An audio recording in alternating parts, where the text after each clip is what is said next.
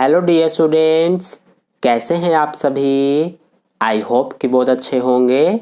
तो इस वीडियो में हम कक्षा 10 का मैथ्स का चैप्टर नंबर 11 जिसका नाम है रचनाएं, तो आज की इस वीडियो में हम इसी चैप्टर को करेंगे।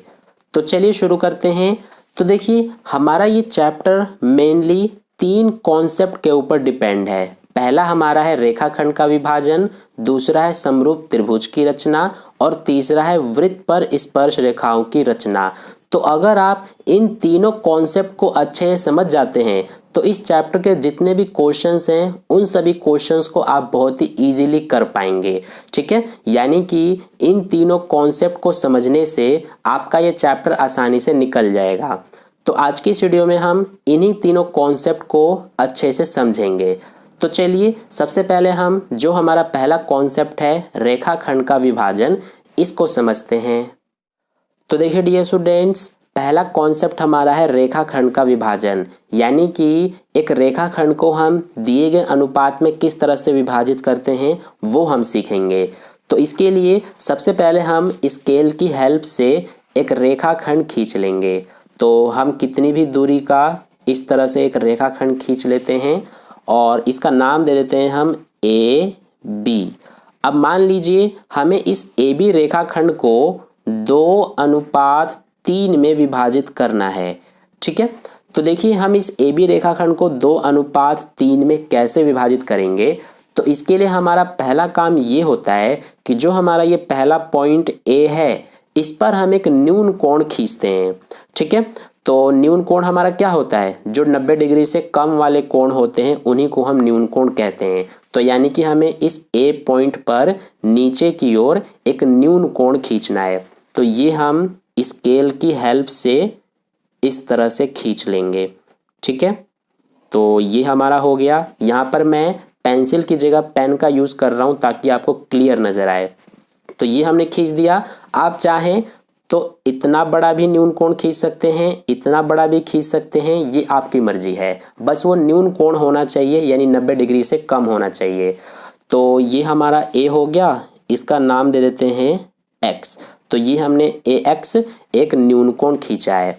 अब देखिए हमारा क्या काम होता है, हमें 2:3 में ए बी को विभाजित करना है। तो सबसे पहले जो हमें अनुपात दिया गया है इस अनुपात को हम सबसे पहले जोड़ देते हैं। तो 2 और 3 5 हो जाएगा, यानी कि ये जो हमारा 5 है तो इतना ही, यानी कि 5 ही हमें इस ए एक्स पर चाप लगाना है। ठीक है, तो देखिए अब हम चाप लगाएंगे। चाप लगाने के लिए हमें प्रकार की ज़रूरत पड़ेगी। तो इस तरह से आप प्रकार और पेंसिल का यूज़ करेंगे। मैं यहाँ पर स्केच का यूज़ कर रहा हूँ ताकि आपको क्लियर नज़र आए। तो सबसे पहले आपको अपने प्रकार को कितनी भी दूरी का खोलना है। मैं यहाँ पर इतना दूरी का खोल लिया। ठीक है, तो देखिए यहाँ पर जोड़ने पे 5 आया था, इसीलिए हमें इस ए एक्स पर 5 चाप लगाने हैं। तो पहला हम इस ए पॉइंट पे प्रकार की नोक रखेंगे और इस तरह से चाप लगा देंगे पहला। फिर इस पहले वाले चाप पे प्रकार की नोक रखेंगे और ये दूसरा चाप लगाएंगे। फिर दूसरे पे रखेंगे तो ये तीसरा चाप लगा देंगे। इसी तरह से ये हमारा चौथा और ये लास्ट 5वां। तो इस तरह से हमने यहाँ पर 5 चाप लगा दिए हैं। 5 क्यों लगाए हैं, क्योंकि हमारा जो ये अनुपात है ये 2:3 में विभाजित करना है इसको। तो इनको हमने जोड़ा तो हमारा 5 आया, इसीलिए हमने इस पे 5 चाप लगाए हैं। ठीक है, अब हम क्या करेंगे, जो हमारे ये चाप है इनके नाम दे देते हैं। ये ए है, इसका नाम दे देते हैं A1, इसका A2, ये A3, ये A4 और ये A5। अब हमारा क्या काम होता है कि जो हमारा ये लास्ट में बी पॉइंट है और ये लास्ट वाला जो चाप A5 है, इन दोनों को हम ज्वाइन करेंगे। तो इस तरह से हम स्केल की हेल्प से ज्वाइन कर देंगे। ठीक है, अब देखिए जो हमारा ये BA5 ये वाला रेखाखंड है इसके समांतर हम एक रेखाखंड इधर खींचेंगे। कहाँ पे खींचेंगे, देखिए हमें 2:3 में इसको विभाजित करना है। तो पहला अनुपात क्या है इसमें 2, तो इसीलिए ये 2 है, इसीलिए हम इस दूसरे वाले चाप पर इसके समांतर एक रेखाखंड खींचेंगे। तो कैसे खींचेंगे हम? इसके लिए सबसे पहले हम जो हमारा ये रेखाखंड और इसके बीच में ये कोण बन रहा है, जितना बड़ा उतना ही बड़ा यहाँ पर हम कोण बनाएंगे इस दूसरे वाले चाप पर। ठीक है, तो सबसे पहले हमें ये मेजर करना पड़ेगा, हमें ये नापना पड़ेगा कि इसके बीच में कितना कोण बन रहा है। ठीक है, तो देखिए कैसे करते हैं, ध्यान से देखना। ये हमारा इतना प्रकार खुला हुआ है, इसको थोड़ा कम कर देते हैं हम, नहीं भी करेंगे फिर भी चलेगा। ठीक है, तो ये हमने थोड़ा सा कम कर दिया और इस तरह से हम यहाँ पर चाप लगा देंगे। ऐसे ही जो ये दूसरा वाला चाप है इस पर प्रकार की नोक रखेंगे और इस तरह से चाप लगा देंगे। ठीक है, अब देखिए जितना हमारा ये वाला कोण है इतना ही हम प्रकार को अब खोलेंगे। तो इस तरह से ये देखिए इतना ही हमारा खुला हुआ है। तो अब हम इस पे प्रकार की नोक रखेंगे, ये जो हमारा है चाप, और इस तरह से यहाँ पर हम लगा देंगे। ठीक है, अब देखिए जो हमारा ये दोनों चाप काट रहे हैं एक दूसरे को, यहाँ पर काट रहे हैं, तो इसको और ये जो दूसरा चाप है इन दोनों को यहाँ तक मिला देंगे। तो ये देखिए कुछ इस तरह से हम मिला देंगे, तो ये हमारा इस तरह से हो गया। अब देखिए ये हमारा जो है BA5 और ये वाला दोनों समांतर हो गए। ठीक है, तो ये जो हमारा रेखाखंड है इस बिंदु पर टच कर रहा है इस AB को, इसका कोई नाम दे देंगे, जैसे हम P नाम दे देते हैं। तो अब देखिए ये जो हमारा AP और ये PB ये हमारा 2:3 में विभाजित हो गया। ठीक है, इतना ही हमें करना होता है। तो ये हमारा था कि हम किस तरह से एक रेखाखंड का दिए गए अनुपात में विभाजन करते हैं। तो आई होप आपको समझ में आ गया है। इसी तरह से आप चाहे कोई सा भी अनुपात दिया गया हो, जैसे 3:2 दिया गया है, 5:3, 6:1, यानी कि कोई सा भी अनुपात दिया गया हो, आप इसी तरह से किसी भी दिए गए रेखाखंड का विभाजन करेंगे। ठीक है, तो ये हमारा हो गया। आई होप आपको ये कॉन्सेप्ट अच्छे से समझ में आ गया है। अब इसके बाद चलिए नेक्स्ट कॉन्सेप्ट को समझते हैं। तो देखिए दूसरा कॉन्सेप्ट है हमारा समरूप त्रिभुज की रचना करना। तो चलिए अब हम इसको समझते हैं। तो इसके लिए मान लीजिए ये हमारे पास एक त्रिभुज ABC है, तो हमें इस त्रिभुज ABC के समरूप एक अन्य त्रिभुज की रचना करनी है जिसकी भुजाएं इस वाले त्रिभुज की भुजाओं के 3/4 हो। ठीक है, यानी कि जो हम एक त्रिभुज की रचना करेंगे उसकी भुजाएं और इस वाले त्रिभुज की भुजाएं दोनों का अनुपात 3:4 होना चाहिए। ठीक है, तो देखिए हम इस त्रिभुज के समरूप कैसे एक अन्य त्रिभुज की रचना करेंगे। तो इसके लिए सबसे पहले आपको कुछ पॉइंट समझ में आना चाहिए, यानी कि कुछ पॉइंट्स आपको ध्यान में रखना है। जैसे कि हमें ये अनुपात दिया गया है 3/4, तो इसमें हमारा क्या है कि 4 हमारा नीचे है जो कि बड़ा है और 3 ऊपर है जो कि छोटा है, यानी कि हर बड़ा है और अंश छोटा है। तो जब इस तरह का हमें अनुपात दिया गया हो तो जो हमारा समरूप त्रिभुज बनेगा वो इसके अंदर बनेगा। ठीक है, और अगर हमारा इस तरह से अनुपात दिया गया हो, जैसे 4/3 दिया गया हो, तो हमारा हर छोटा है अंश बड़ा है। तो इस तरह के अनुपात में क्या होता है कि जो हमारा त्रिभुज बनेगा समरूप त्रिभुज वो इसके बाहर बनेगा। ठीक है, ये बात आपको ध्यान में रखना है। तो अब देखिए हम कैसे करेंगे। हमें क्या करना है कि इसके समरूप हमें एक त्रिभुज की रचना करनी है जिसकी भुजाएं इस वाले त्रिभुज की संगत भुजाओं के 3/4 है। ठीक है, तो पहला काम हमारा इसमें ये होता है कि जो हमारा ये B पॉइंट है, यानी जो ये पहला पॉइंट है, इसमें हम एक न्यून कोण बनाते हैं। जैसा हमने पहले वाले कॉन्सेप्ट में बनाया था उसी तरह से इसमें भी सबसे पहले यहाँ पर नीचे की ओर हम एक न्यून कोण बनाएंगे। तो ये हम स्केल की हेल्प से बनाते हैं। तो देखिए यहाँ पर कुछ इस तरह से हम एक न्यून कोण बना देंगे। अब हम क्या करेंगे कि इसका नाम दे देते हैं, ये हमारा हो जाएगा x। तो ये BX हमने एक न्यून कोण बना दिया। अब इसके बाद सबसे पहले हम क्या करेंगे, यहाँ पर जो हमें ये अनुपात दिया गया है इसमें बड़ा क्या है, 4 है। तो इसीलिए अब हम इस bx पर 4 चाप लगाएंगे, ठीक है, क्योंकि इसमें हमारा बड़ा जो है वो 4 है, इसीलिए इस पर हम टोटल 4 चाप लगाएंगे। तो इसके लिए हमें प्रकार की जरूरत पड़ती है, तो ये हम प्रकार लेंगे, इसको कितना भी दूरी का खोलेंगे, ये हमने खोला और बी पॉइंट पे प्रकार की नोक रखेंगे और इस तरह से पहला चाप लगाएंगे। फिर इसके बाद ये दूसरा, इसी तरह से ये तीसरा और ये लास्ट हमारा चौथा, ठीक है। तो ये हमने चाप लगा दिए हैं। अब इनके हम नाम लिख देते हैं। ये बी है तो इसका नाम लिख देते हैं B1, ये B2, ये B3 और ये B4। अब हम क्या करेंगे कि इसमें देखिए ये जो हमारा 4 है, तो इस चौथे पॉइंट को यानी कि इस चौथे वाले चाप को हम इस C बिंदु से मिला देंगे, ठीक है। तो देखिए स्केल की हेल्प से हम इस तरह से C पॉइंट को और इस चौथे वाले चाप को इस तरह से हम मिला देंगे।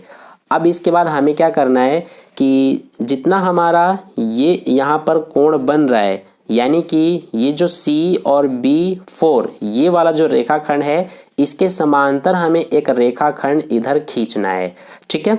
तो कौन से वाले चाप पर खींचेंगे, तो यहाँ पर देखिए हमारा ऊपर क्या है, 3 है, तो इसीलिए हम इस तीसरे वाले चाप पर इसके समांतर एक रेखाखंड खींचेंगे, ठीक है। तो कैसे खींचेंगे हम इसके समांतर, इसके लिए सबसे पहले हम जितना इन दोनों के बीच कोण है उतना ही कोण यहाँ पर बनाएंगे। तो इसके लिए सबसे पहले हम ये अपना प्रकार लेंगे और इस तरह से हम यहाँ पर चाप लगा देंगे। इतना ही दूरी खोल के इस तीसरे वाले चाप पर प्रकार की नोक रखेंगे और इस तरह से चाप लगा देंगे। अब जितना हमारा ये कोण है उतना ही प्रकार को खोलेंगे।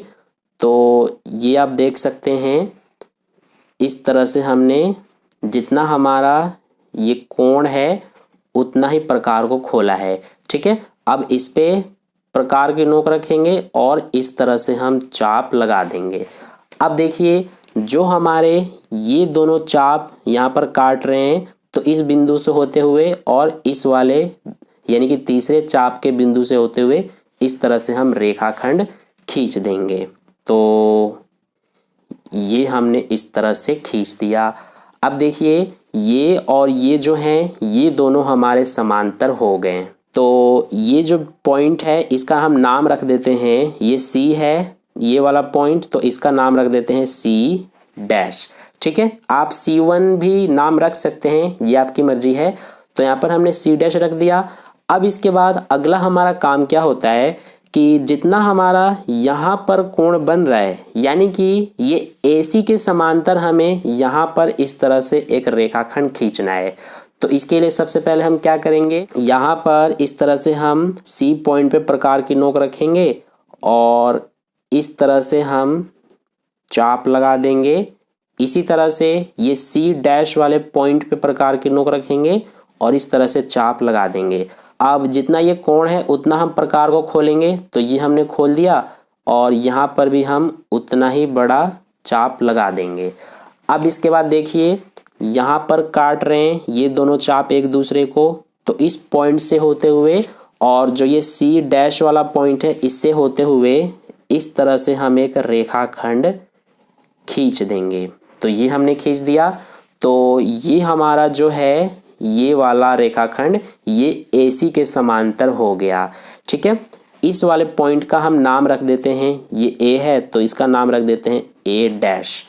तो अब देखिए ये A' B C' ये हमारा एक त्रिभुज बन रहा है। तो ये वाला त्रिभुज और ये ABC त्रिभुज दोनों क्या हो गए, समरूप। तो इस वाले त्रिभुज की यानी कि A' B C' त्रिभुज की संगत भुजाएं और ABC की संगत भुजाएं ये 3/4 हैं, ठीक है। यानी कि हमें ये ABC त्रिभुज दिया गया था, इसके समरूप हमने ये A' B C' त्रिभुज खींच दिया, ये दोनों समरूप हो गए। तो हम यहाँ पर लिख सकते हैं कि त्रिभुज ABC ये हमारा समरूप हो गया त्रिभुज ए डैश बी सी डैश के। तो इस तरह से हम किसी भी त्रिभुज के समरूप एक अन्य त्रिभुज की रचना करते हैं। आई होप आपको अच्छे समझ में आ गया है। अब इसके बाद चलिए नेक्स्ट पॉइंट को समझते हैं। तो देखिए अगला पॉइंट है हमारा कि वृत्त पर स्पर्श रेखाओं की रचना करना। यानी कि जैसे कि हमारे पास ये एक वृत्त है जिसका केंद्र है O, तो इस वृत्त पर हमें देखिए इसके बाहर ये एक पॉइंट P दिया गया है। तो इस पॉइंट से हमें इस वृत्त पर स्पर्श रेखाएं खींचनी है। तो देखिए कैसे करते हैं हम ये। इसके लिए सबसे पहले क्या करेंगे हम कि जो ये वृत्त का केंद्र है और जो ये बाहर पॉइंट P है, इन दोनों को सबसे पहले हम ज्वाइन करेंगे। तो ये हम स्केल की हेल्प से इन दोनों को इस तरह से ज्वाइन कर देंगे। ठीक है। अब इसके बाद जो हमारा ये PO रेखाखंड है, इसका हम लंब समद्विभाजक खींचेंगे। यानी कि इसको हम दो बराबर हिस्सों में बांटेंगे। तो लंब समद्विभाजक कैसे खींचते हैं हम, ये आपको अच्छे से आता होगा, पिछले क्लासेस में आपने अच्छे से सीखा हुआ है। तो इसके लिए सबसे पहले हम ये जो PO हमारा रेखाखंड है, इसके हम आधे से ज़्यादा प्रकार को खोलेंगे। तो देखिए ये हमने आधे से ज़्यादा खोला। अब इसके बाद ऊपर एक बड़ा सा चाप लगाएंगे, ऐसे ही नीचे एक बड़ा सा चाप O पॉइंट पे प्रकार की नोक रख के। ठीक है। फिर जो ये P पॉइंट है इस पे प्रकार की नोक रखेंगे और इस तरह से एक चाप लगाएंगे, एक इस तरह से। अब ये देखिए ये चाप एक दूसरे को काट रहे हैं, तो इनको हम इन बिंदुओं से होते हुए इस तरह से एक रेखा खींच देंगे। तो ये आप देख सकते हैं कुछ इस तरह से हम खींच देंगे। अब देखिए ये जो हमारा रेखा है, ये इस PO रेखाखंड को इस पॉइंट पे काट रहा है। ठीक है। तो इस पॉइंट का नाम दे देते हैं हम M। तो ये हमारा M जो है ये इस PO का बिल्कुल मध्य बिंदु हो जाएगा, यानी कि मिड पॉइंट हो जाएगा। ठीक है। तो अब हम क्या करेंगे कि जो हमारा ये M से O तक है, यानी कि MO, इसको हम त्रिज्या मानकर और एक इस तरह से हम वृत्त खींचेंगे। तो देखिए इसके लिए सबसे पहले हम प्रकार को इतना दूरी तक खोलेंगे, M से लेकर O तक। अब इसके बाद M पर यानी M बिंदु पे प्रकार की नोक रखेंगे और इस तरह से हम एक वृत्त खींचेंगे। ठीक है। तो ये आप देख सकते हैं कुछ इस तरह से हम एक वृत्त खींच लेंगे। अब देखिए इसके बाद आगे हम क्या करेंगे कि यहाँ पर आप देख सकते हैं कि जो ये बड़ा वाला वृत्त है और जो ये छोटा वाला वृत्त है, ये एक दूसरे को एक यहाँ पर काट रहे हैं और एक यहाँ पर काट रहे हैं। तो इनका हम नाम दे देते हैं ये Q और इसका नाम देते हैं R। तो अब हम ये जो P पॉइंट है और ये Q पॉइंट है इसको ज्वाइन कर देंगे। तो यहाँ से इस तरह से ज्वाइन कर देंगे। तो ये आप देख सकते हैं ये PQ, यही हमारी इस वृत्त की स्पर्श रेखा है। इसी तरह से ये P और R को ज्वाइन कर देंगे, तो ये भी हमारी स्पर्श रेखा बन गई इस वृत्त की।